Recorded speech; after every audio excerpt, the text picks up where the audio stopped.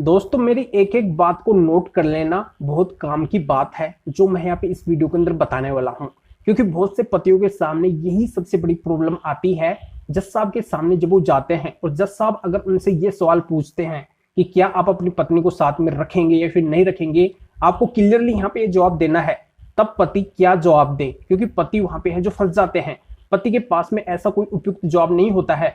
तो यहाँ पे आज मैं आपको बताने वाला हूं कि ऐसी सिचुएशन के अंदर है जो आपको किस तरीके से क्या जवाब देना चाहिए जिससे आप फंसे नहीं और आपका काम भी हो जाए, पत्नी है जो गलत दिखे। तो यही पूरी जानकारी मैं इस वीडियो के अंदर बताने वाला हूँ। वीडियो बहुत ही महत्वपूर्ण है, कहीं से वीडियो की स्किप नहीं करना है क्योंकि आधे अधूरी वीडियो से कोई भी जानकारी समझ में नहीं आती है। और ये आपका अपना चैनल है, इसको अगर आप अभी तक सब्सक्राइब नहीं करे हैं तो सब्सक्राइब करके बेल आइकन को अवश्य दबा दीजिए। तो चलिए शुरू करते हैं। तो वेलकम दोस्तों, मैं हूं आपको अपना एडवोकेट जितेंद्र।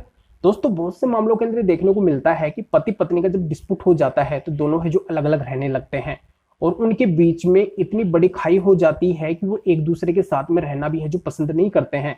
पर कई मामलों के अंदर देखने को मिलता है कि यहाँ पे पति के द्वारा सेक्शन 9 या फिर आरसीआर का केस फाइल किया जाता है दाम्पत्य जीवन की पुनर्स्थापना के लिए, पत्नी को साथ में रखने के लिए, या फिर पत्नी के द्वारा आरसीआर या फिर सेक्शन 9 का केस फाइल किया जाता है पति के साथ में रहने के लिए, या फिर यहाँ पे पत्नी के द्वारा मेंटेनेंस का केस फाइल किया जाता है, पति के द्वारा डाइवोर्स का केस फाइल किया जाता है, या फिर पत्नी के द्वारा डाइवोर्स का केस फाइल किया जाता है, या फिर पत्नी के द्वारा 498 दहेज का केस है जो फाइल किया जाता है, या फिर ड्यू का केस फाइल किया जाता है।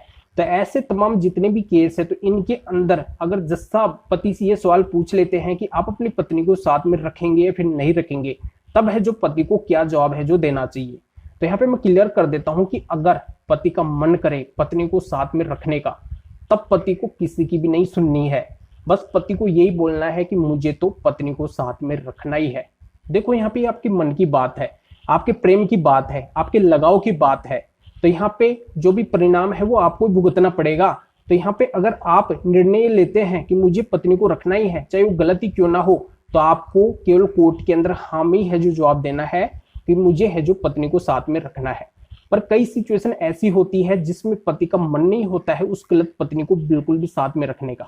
अगर पत्नी गलत है और यहाँ पे पति के पास में उसकी गलतियों के सबूत नहीं है, तब पति को क्या जवाब है जो देना चाहिए।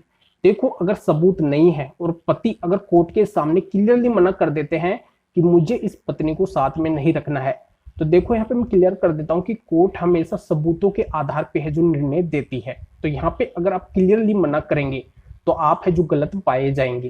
तो आपको इस तरीके से क्लियरली मना नहीं करना है। अगर आपके पास में सबूत ही नहीं है तो आप ही है जो गलत दिखेंगे। अगर पत्नी मेंटेनेंस का केस कर रखी है और उसके अंदर अगर आप इस तरीके से मना कर देते हैं तो आपके ऊपर है जो एक बड़ा मेंटेनेंस लग जाएगा, यानी कि आपके ऊपर इतना मेंटेनेंस का भार आ जाएगा जो आपको हर हाल के अंदर है जो देना ही पड़ेगा।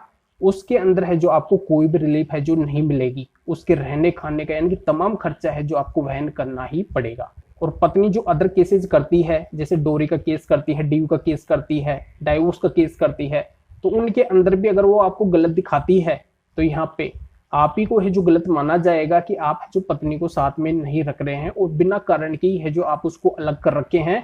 क्योंकि कारण आपके पास में नहीं है, सबूत आपके पास में नहीं है और आप नहीं रख रहे हैं, मतलब आप गलत है। सारे के सारे आरोप है जो आपके ऊपर आ जाएंगे जिससे आपका है जो बहुत बड़ा नुकसान होगा।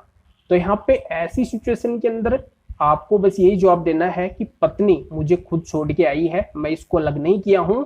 अगर अलग किया हूं तो इसके पास में सबूत है तो ये खुद साबित करे कि मैं इसको है जो अलग किया हूं, इसको है जो मैं यहाँ पे छोड़ा हूं, ये अपनी मर्जी से यहाँ पे रह रही है।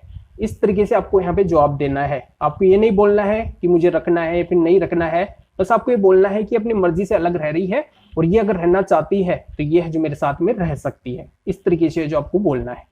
पर अगर आपके पास में सबूत है पत्नी की गलतियों के और आपका मन नहीं है उस गलत पत्नी को बिल्कुल भी रखने का, तब आप है जो क्लियरली कोर्ट के सामने मना कर सकते हैं कि मैं है जो हर हाल के अंदर भी इस पत्नी को साथ में नहीं रख सकता हूं क्योंकि इसने है जो मेरे साथ में इतना गलत किया है। जैसे अगर उसने झूठा 498 का केस आपके ऊपर किया है और भी कई सारे संगीन आरोप आपके ऊपर लगाए हैं और उन केसों से अगर आप बरी हो गए हैं तो वो भी है जो आपके पास में एक उपयुक्त सबूत होता है। ये पत्नी देखो इस तरीके से गलत है और अगर ये मेरे साथ में रहती है तो और भी है जो मेरे साथ में गलत कर सकती है, मुझे है जो बुरी तरह से फंसा सकती है क्योंकि इसने पहले ही है जो मेरे ऊपर झूठे केस फाइल किए हैं, झूठे आरोप है जो इसने लगाए हैं।